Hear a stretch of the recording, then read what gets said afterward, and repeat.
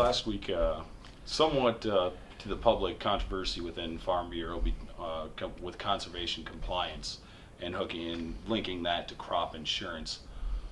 But part of that thought process was thinking direct payments will come to an end. Has Farm Bureau or in any other ag groups, have they already completely written off direct payments coming to an end?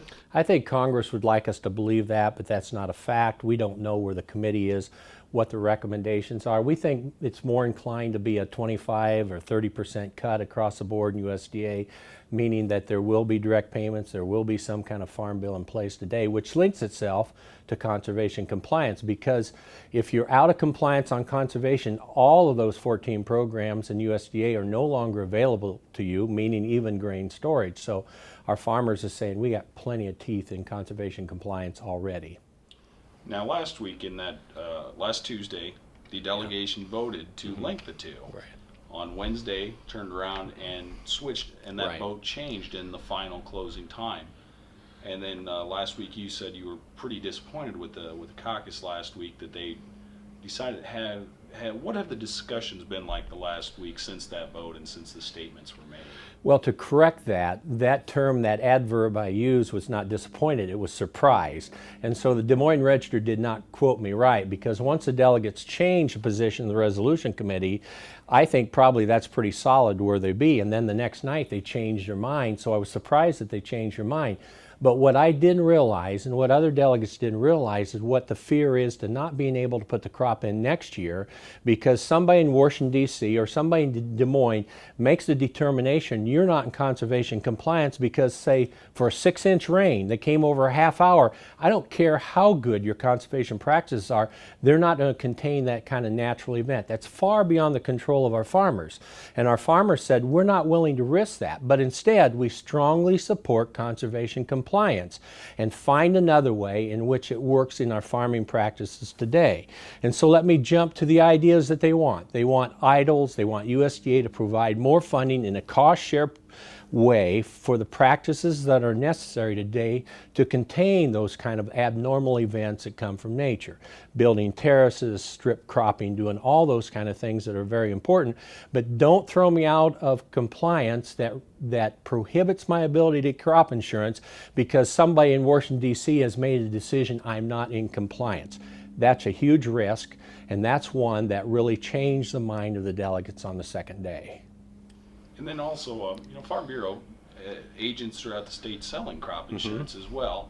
I understand, the lobbying side's not directly connected to that, but it's still a group. Now, to the public eye, from either connecting the two or not connecting the two, was there viewpoints that went into selling crop insurance, whether there'd be more or less acres coverage from either side? No, not once during any discussion did anybody talk about the ability to sell crop insurance. It was about the idea of being able to have crop insurance and the fear that someone else determined what the rules were if you were compliant or not, and not taking into considerations the characteristics of the land that we farm. Because after all, our farmers want to make the decision from a voluntary perspective to do the right thing, and they think already there's plenty of teeth in the Farm Bill to do that, knowing that there's going to be some remnant of the Farm Bill left, make an acre program or whatever it was. That discussion did happen. But I thought it was rather compelling on the part of our delegates. It said it's too big a risk for me as a young farmer or me as an existing farmer to have the banker say, I can't give you the money to put in your crop because you're not in a position to ensure the revenue on that crop next year because someone else decided you're out of compliance. And then my last question, alignments with a certain conservation group ahead of these meetings, did that go into effect in the delegates' decision to change their vote at all? No, I think our delegates would look to align themselves with conservation groups. I think it's very important. I did read email I got from the Isaac Walton League applauding what the delegates had decided the day before, because what they said was it was very important for us to work together because we believe in the value of a safety net. So what we're going to do is we'll go back to that group and say, this is our policy. Within that policy, how can you work with us to make sure that the conservation issues that are important to your group are also important to our group? We welcome partnerships that help us get our policy where it needs to be. And then just my last, I know that was my last. In 2001, there was about $2.1 billion worth of subsidy payments between all programs that came to Iowa farmers. currently, if direct payments were eliminated, that'd be $341 million. Is there concerns that, this same thing happened in the early 1980s. Is there a concern that we may not have enough support for farmers here in the future if we were to see a market crash? Well, our support comes in the way of safety net. It's not just the support we receive from the government, it's also a regulation, free trade agreements, the ability to market our crops in a competitive way against other countries that are causing us problems on trade interference and everything else.